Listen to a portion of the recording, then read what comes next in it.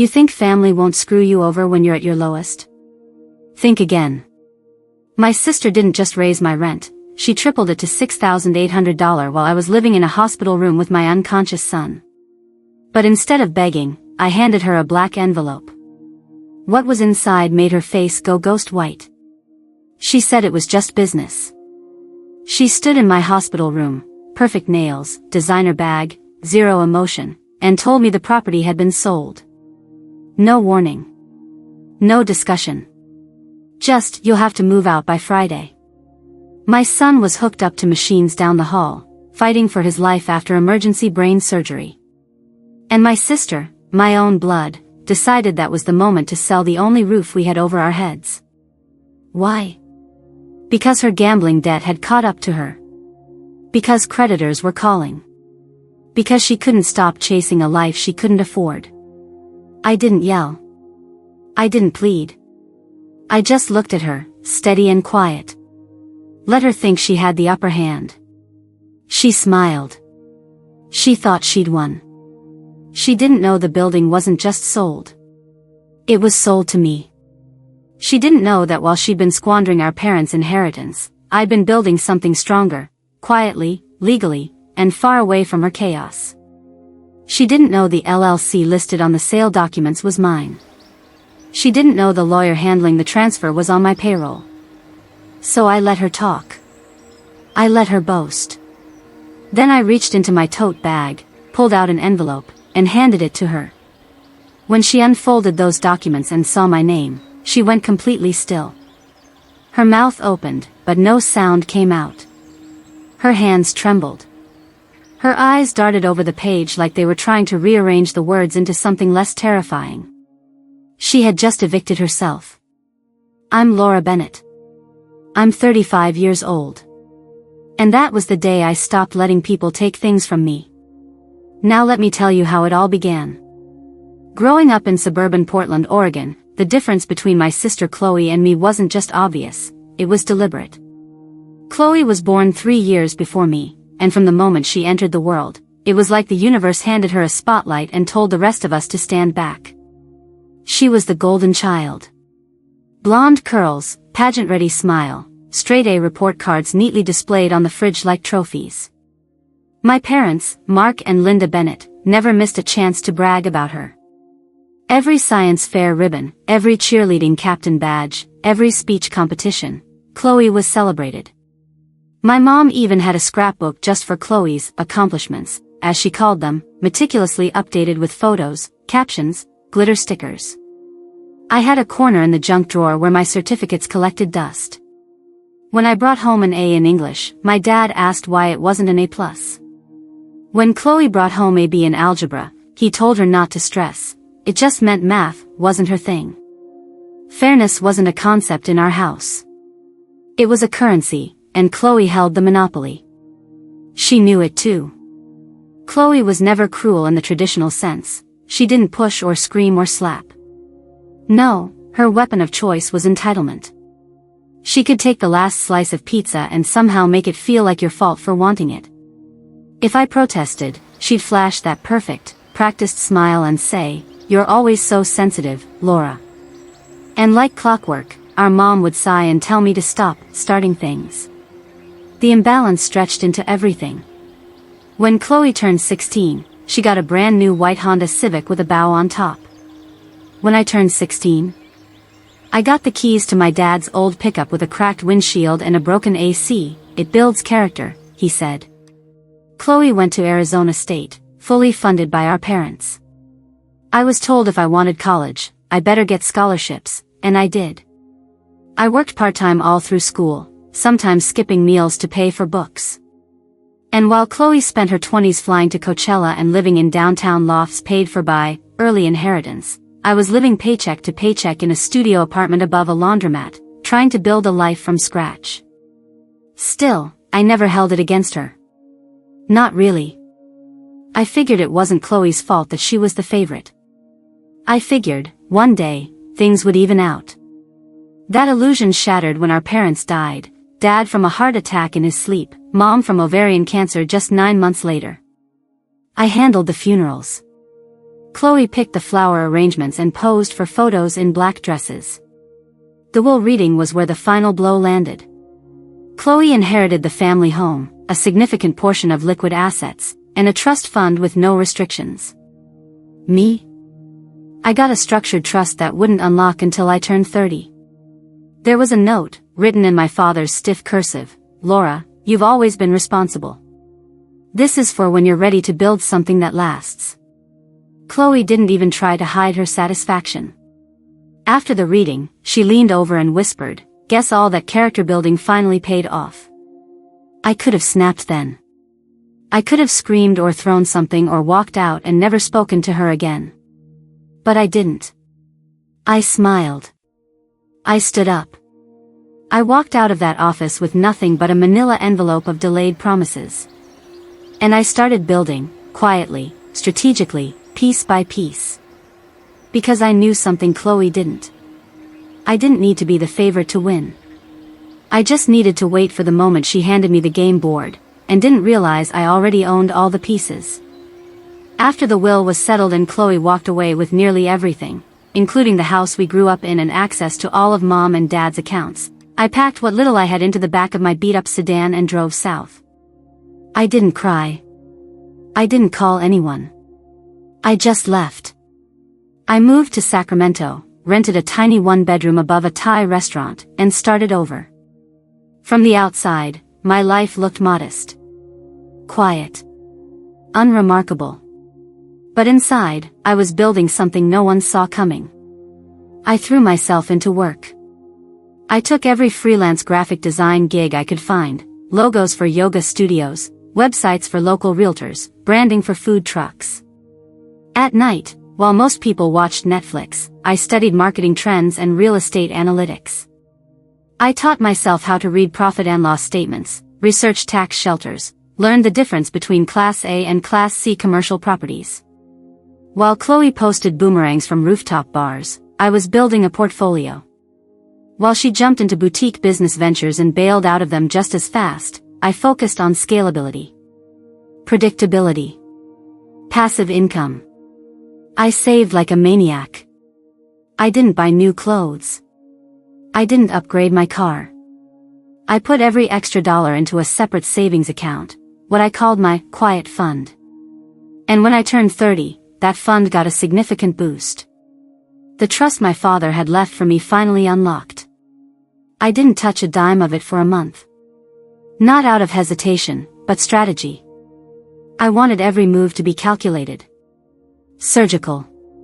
That's when I hired an attorney, Benjamin Wright. He specialized in real estate, asset protection, and creating limited liability companies. Benjamin was sharp, discreet, and more importantly, he never asked unnecessary questions.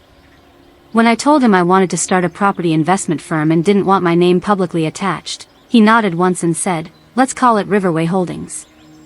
Riverway Holdings was born out of spreadsheets, sleepless nights, and the relentless desire to never be powerless again. Within the first year, I purchased 2 duplexes and 1 small apartment building, all in cash. The properties weren't glamorous. They needed renovations, pest control, new plumbing. But they were mine. I oversaw every repair, hired trustworthy contractors, and slowly increased property value while keeping tenant turnover low. I became obsessed with efficiency. I automated rent collection. I created separate LLCs for each address.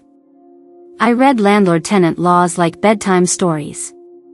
And I never cut corners. Then, in a twist of poetic symmetry, the management company that handled the family's remaining rental assets, including the very duplex where Chloe lived, announced they were liquidating their portfolio. Chloe had been living in one half of the duplex and renting out the other for passive income. She didn't have the cash or the credit to buy the property outright. Her latest attempt at a clothing brand had flopped, and she'd maxed out her 3rd credit card. I knew this because the sale was public. I knew the buyer pool was small. I also knew Chloe would assume the new owner was just another faceless firm. Riverway Holdings acquired the property within 3 weeks. I didn't tell her. I didn't need to. She received a notice that the new management company would be updating the lease agreements and overseeing any repairs. She rolled her eyes, complained about corporate types, and kept on living like she always had. And I let her. Because sometimes the sweetest victories aren't the loudest ones. They're the ones where your enemy doesn't even know they've already lost. It happened on a Tuesday. The kind of day that felt completely ordinary, until it wasn't. Ethan had eaten 2 bowls of oatmeal that morning, arguing playfully with me about whether or not he could bring his Spider-Man hoodie to school even though it was already 72 degrees out. I kissed the top of his head, reminded him to zip his backpack, and walked him to the bus stop just like we did every day. His last words before stepping onto the bus were, "Don't forget, you promised to help me finish my volcano project after school." I smiled and said, I wouldn't miss it for the world. By 1:17 p.m., everything had changed. My phone rang while I was reviewing a client pitch deck. I almost let it go to voicemail. The number on the screen was from the school district, and I assumed it was about the upcoming parent-teacher night. But something in my gut, some cold, ancestral pull in my chest, made me answer. "Miss Bennett? This is Principal Harmon from Woodbridge Elementary. There's been an accident."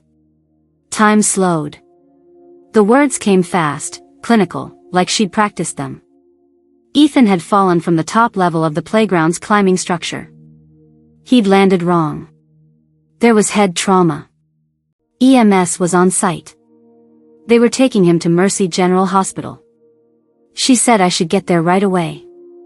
I didn't remember grabbing my keys. I didn't remember the drive. Just flashes, my shaking hands, red lights I probably ran, the scream I didn't realize had come out of my mouth until my throat went raw. When I arrived, the ambulance was already pulling into the ER bay. I spotted Ethan through the window, strapped to a stretcher, a neck brace holding his head still. His eyes were closed. There was blood at his temple. "Laura Bennett," a nurse called. I turned, barely registering the people around me. "Come with me." The next 2 hours were a blur of wires, forms, and sterile walls. I signed paperwork with trembling hands. I answered questions I barely understood. Yes, he had no previous head injuries. Yes, he'd had all his vaccinations. No known allergies. No prior hospitalizations.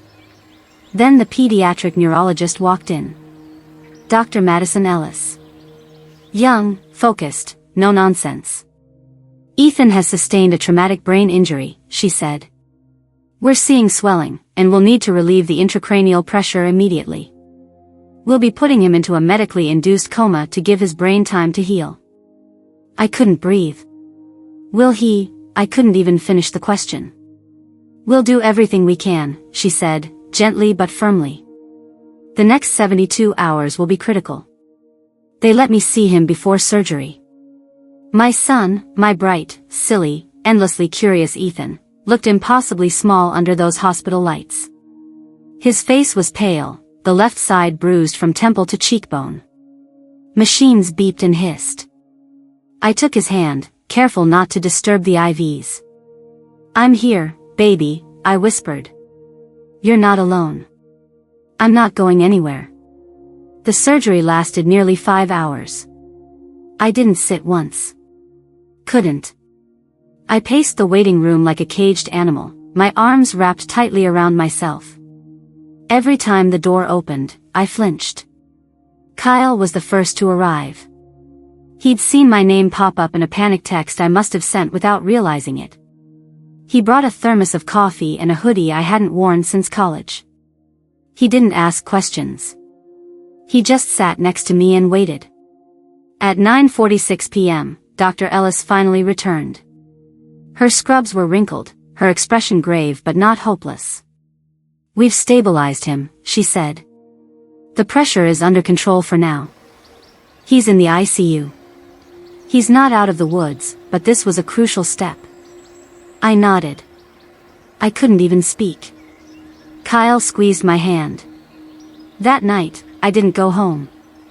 I didn't even leave the hospital floor. I curled up in a stiff armchair next to Ethan's bed and watched the machines breathe for him. Every few hours, a nurse would check his vitals. I didn't sleep. I just stared, whispered stories into his ear, and prayed to a God I didn't believe in. Because this was the only thing that mattered now. Not rent. Not business. Not even revenge. Just my son, still fighting. And me, refusing to let go. It was the 5th night in the ICU. Ethan was still unconscious, but the swelling had stabilized. The nurses were cautiously optimistic, though they never said too much one way or the other. I'd barely left his side since the surgery, only stepping out to shower in the family lounge or grab terrible coffee from the vending machine down the hall. That's when Chloe showed up. I hadn't seen or heard from her since the accident. No text, no call, not even a hello, thinking of you. I wasn't surprised, but a small part of me had hoped. Hoped she'd at least pretend to care. That hope died the second she stepped into Ethan's room wearing a crisp white blazer, heels that clicked across the linoleum floor, and a face completely free of concern. She didn't look at Ethan. Not even a glance. Her eyes went straight to me. "We need to talk," she said, setting her handbag down like she was about to host a board meeting. "I'm not leaving him," I said. My voice was flat, exhausted. "Whatever this is, it can wait." "It really can't," she replied. "This is about the property." I stared at her. My 7-year-old son was hooked up to machines, and Chloe wanted to talk real estate. She continued, undeterred by the silence. "I've had some unexpected expenses come up. Serious ones. So I'm raising the rent." I blinked. "Excuse me? Your current rate is outdated.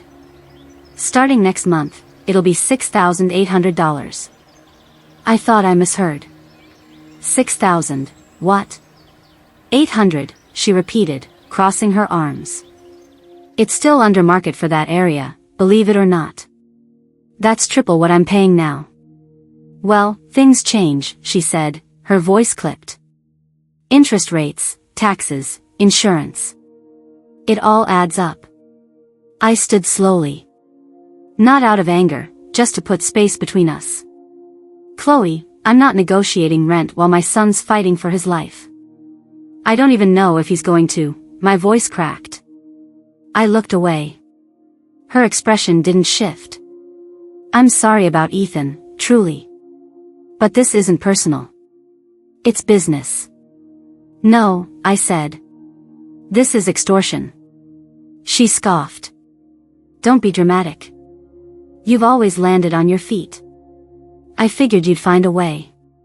That was when I saw it, something flicker behind her eyes. Not cold calculation. Panic. You're in trouble, I said quietly. A real kind of trouble. Aren't you? Chloe looked away, just for a moment. But that was enough. What did you do? She exhaled sharply, like I'd just asked her to confess to murder.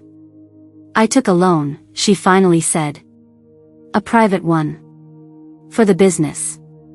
I tilted my head. What business? The one that failed 6 months ago. She glared. It was supposed to be temporary. Bridge funding. But the interest, it's killing me. How much do you owe? Her mouth tightened. Enough. You're raising my rent to cover your gambling debt. It's not gambling, she snapped. It's strategic risk. You wouldn't understand. I understand perfectly, I said. You leveraged something you don't even own to pay off a mistake you haven't learned from. Her eyes narrowed. What's that supposed to mean? I didn't answer. I didn't need to. She gathered her bag, her voice suddenly colder. 6,800. Do the first of the month. Or find somewhere else. Then she walked out. I looked at Ethan, still unmoving beneath the machines, and felt something in me harden. She thought she had the upper hand. She didn't know the property had already been sold. And she sure as hell didn't know who bought it. The black envelope had been sitting at the bottom of my tote bag for weeks, thick, matte, and sealed. I hadn't planned on using it. I had hoped, foolishly, that I'd never need to. But the moment Chloe turned her back and walked out of Ethan's hospital room, slinging her $2,000 handbag over her shoulder like a trophy, I knew it was time. I didn't sleep that night. I sat beside Ethan, watching the monitors flash rhythmically, his chest rise and fall in mechanical waves. My thoughts didn't race, they sharpened. Chloe thought she held the power. She thought she could push me out and patch up her own sinking ship by raising the rent on a tenant she didn't even realize wasn't hers. She didn't know the truth. By morning, I was ready. I texted her around 7:30 a.m., short and to the point. Come back to the hospital. I have your answer. She showed up less than an hour later, still dressed like she was headed to a high-end gallery opening. Her heels clicked down the hallway as if the world was a runway. When she entered the waiting area, her expression was smug, ready for me to beg or negotiate. I didn't stand. I didn't offer her a seat. You brought the check, she asked, crossing her arms. Because I already listed the unit online. I've got 2 offers pending. I'm not giving you a check, I replied evenly. But I am giving you something. I reached into my tote, pulled out the black envelope, and handed it to her. She rolled her eyes as she snatched it from my hand. What is this, a legal threat? Laura, you really don't want to go that route. She stopped mid-sentence. Her fingers hesitated as she unfolded the first page. Her mouth parted slightly. Her eyes scanned the document once, then again. And again. Riverway Holdings, she whispered, her voice suddenly uncertain. She flipped to the second page. A notarized bill of sale. Purchase agreement. Title transfer. All signed. All dated. All legal. This says, she began, but her voice faltered. That I bought the property, I said, my voice calm and unwavering. 3 weeks ago. Her head snapped up. You? I nodded. Riverway Holdings is mine. Has been for 4 years. Chloe stared at me like she was seeing me for the first time. The paper trembled slightly in her manicured hands. This isn't, no, she sputtered. That's not possible. I talked to the broker myself. You talked to Benjamin Wright, I corrected. Who works for me? You lied to me, she hissed, her voice suddenly rising. I didn't lie, I said. I just didn't correct your assumptions. She took a step back, the fight draining from her face. So, what now? Are you evicting me? Is this revenge? I took a deep breath, not because I needed it, but because I wanted her to hear the clarity in my voice. No, Chloe. I'm not you. I'm not going to weaponize housing against family. But I am drawing a line. There will be a new lease. Market rate. No more games. She looked down at the papers again, then up at me, her face pale. For once, there was no smirk. No entitlement. Just confusion and something dangerously close to fear. I don't know what to say, she murmured. Don't say anything, I replied. Just sign the lease when it comes. Or don't. Either way, I won't be the one who ends up homeless. Before she could respond, a nurse rounded the corner. Ms. Bennett, she said to me. Ethan's waking up. Chloe stepped aside instinctively. And I walked past her without another word, holding on to a truth she could never touch. She may have always had the spotlight. But I'd been building the stage the whole time. 42 minutes after Chloe walked out of the hospital's family lounge, everything went sideways again. I was back in Ethan's room, holding his hand, watching as his eyelids fluttered just barely under sedation. Dr. Ellis had said we were approaching the right window to begin bringing him out of the coma, slowly, carefully, under constant monitoring. I was bracing for that process with cautious hope when the monitor beside his bed suddenly lit up an angry red and blared a high-pitched tone that sliced through the air like a knife. Seizure, a nurse shouted. Before I could even react, Ethan's body arched, trembling violently. His tiny fists clenched. His eyes rolled back. Panic surged through me like electricity as nurses stormed in, lowering the bed, adjusting his oxygen, working in synchronized chaos. BP dropping, someone yelled. "Get Dr. Ellis now," another barked. "Prep the ore." I was frozen at the foot of the bed, arms shaking, unable to speak. Dr. Ellis burst through the door seconds later, immediately assessing the situation. "We're going back in," she said. "Pressure's building again. He needs emergency surgery, now." I barely remembered signing the consent form. The pen slipped in my hand as I scrawled my name. Someone, maybe Kyle, maybe a nurse, pulled me out of the way as they wheeled Ethan toward the elevator. And then he was gone. I collapsed into a chair in the hallway, knees weak, face buried in my palms. My whole body trembled. My son had just started showing signs of life, and now he was slipping again, maybe for good. I don't know how long I sat there before Kyle appeared beside me, out of breath. "I came as soon as I saw your message," he said, crouching to my eye level. "What happened?"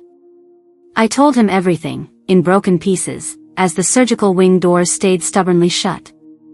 Ethan's seizure. The sudden drop in vitals. The second surgery. And Chloe, her demand, the envelope, her reaction. Kyle was quiet for a moment, then said, "She's not done. You know that, right?" I nodded. "She's desperate. But this time, she's out of cards." As if the universe wanted to prove me wrong, Chloe's voice suddenly echoed from around the corner. Not shouting, not angry, panicked. She was on the phone. No, that wasn't the deal," she was saying. "You said I had until the end of the month. I don't have the money yet, but I'm working on it. Just give me a few more days." Kyle and I exchanged a glance. Chloe's heels clicked closer, but when she turned the corner and saw us, she froze mid-sentence. Her face, already pale, turned almost translucent. "I have to go," she muttered into the phone and hung up. "Everything okay?" I asked, my tone flat. She straightened her shoulders in a poor attempt at pride. "It's fine. Just, a miscommunication." "With a loan shark?" She flinched. I stood. "Chloe, if there's something else going on, you need to be honest." She let out a bitter laugh. "You want honesty? Fine. The guy I borrowed from? He's suing me. Claims I defaulted when I sold the property. Says the paperwork wasn't clean because I didn't inform him of the sale. He wants repayment, immediately. Did you even have legal right to sell it while under that agreement?" She hesitated. That was the answer. "Oh, Chloe," I whispered. "You're in deeper than I thought." She dropped into a chair, burying her face in her hands. "I thought selling the duplex would solve everything. Wipe it all clean. But he wants blood, not logic. Which is why you tried to wring $6,800 out of me," I said quietly. Her voice was muffled. I didn't know what else to do. Dr. Ellis appeared at that moment, and all the air left my lungs until she spoke. "Ethan's stable. We relieved the pressure. He's back in recovery." I closed my eyes in silent gratitude, emotion crashing over me like a wave. When I opened them, Chloe was still sitting there, shaking. I should have felt satisfaction. I didn't. Because beneath the chaos, I could see it clearly now, she wasn't just reckless. She was drowning. And for the first time, she knew it too. Ethan's recovery wasn't cinematic. It didn't come with a sweeping orchestral soundtrack or a tearful, dramatic "mom" the second he opened his eyes. It came slowly. Incrementally. The first blink. A twitch of his fingers.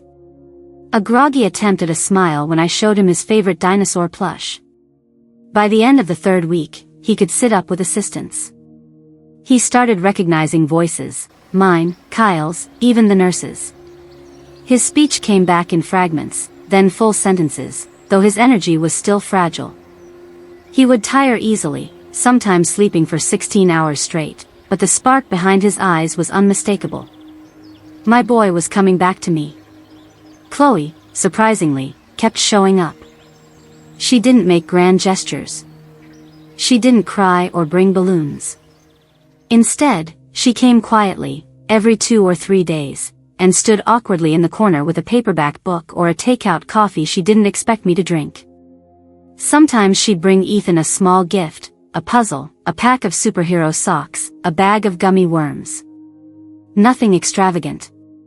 Just enough to show she was paying attention. One afternoon, after Ethan had fallen asleep mid-sentence talking about wanting to build a rocket out of juice boxes, Chloe lingered in the hallway with me. "I signed the lease," she said, almost too casually. I raised an eyebrow. "The new one?" She nodded. "Market rate. No arguments. Benjamin already has the signed copy." For a second, neither of us said anything. Then she added, "I also contacted a debt counselor. And a support group. For compulsive behavior." Her voice dropped a bit on the last part, as if admitting it too loudly would shatter whatever strength she'd found to say it at all. "That's good," I said cautiously. "It's not for you," she clarified. "It's for me. I need to stop looking for shortcuts. And I need to figure out why I always feel like I'm drowning, even when I'm not." That last line surprised me. There was no blame in it. No deflection. Just honesty. The kind I wasn't used to from her. "And the guy suing you?" I asked. She exhaled through her nose. "We settled. I had to liquidate a lot. Jewelry. My car. A few things I never should have bought in the first place. But it bought me peace." Chloe looked tired. Not in the usual, overworked sense, but in the kind of way people look when they've finally stopped pretending. "I don't expect you to trust me again," she said quietly. "But I'm trying, Laura. Really trying." For the first time, I believed her. Not because of what she said, but because of what she hadn't. No apologies laced in excuses. No tears asking for sympathy. Just accountability. And that was more powerful than anything she could have bought. Ethan came home 92 days after the accident. He wore a protective helmet over the healing section of his skull and moved more slowly than before, but his spirit, his spark, was intact. The first thing he did when he stepped through the door was run his hand across his bookshelf, then drop to the floor and start building a new Lego creation like nothing had changed. As if the world hadn't tilted off its axis and slammed back into place. As if this home, this space, had been waiting for him all along. I watched him from the hallway, hands still on the doorknob, overcome by a tidal wave of emotion I didn't expect. Gratitude. Relief. And something heavier, resolve. Life doesn't give warnings when everything breaks. It doesn't ask if you're ready. It just hits. And when it does, you see the people around you for exactly who they are. Chloe still visited. Not every day, and not always comfortably, but consistently. She stayed within the boundaries we'd set, the lease, the payments, the emotional distance we both needed to rebuild something real. She even offered to help install a solar system model Ethan had been obsessed with during recovery. "Do you think I'll be strong enough to go to space someday?" Ethan asked me one evening, curled up beside me on the couch. "You've already survived more than most astronauts," I smiled. "The rest? Just training." He nodded seriously, satisfied with the answer. Later that night, I sat alone at the kitchen table and opened my journal. I hadn't written in weeks, too consumed by medical charts and insurance claims. But now, in the quiet hum of a healing home, I picked up my pen. Here's what I wrote. Blood doesn't entitle someone to your peace. Family is not defined by shared genetics, but by shared respect.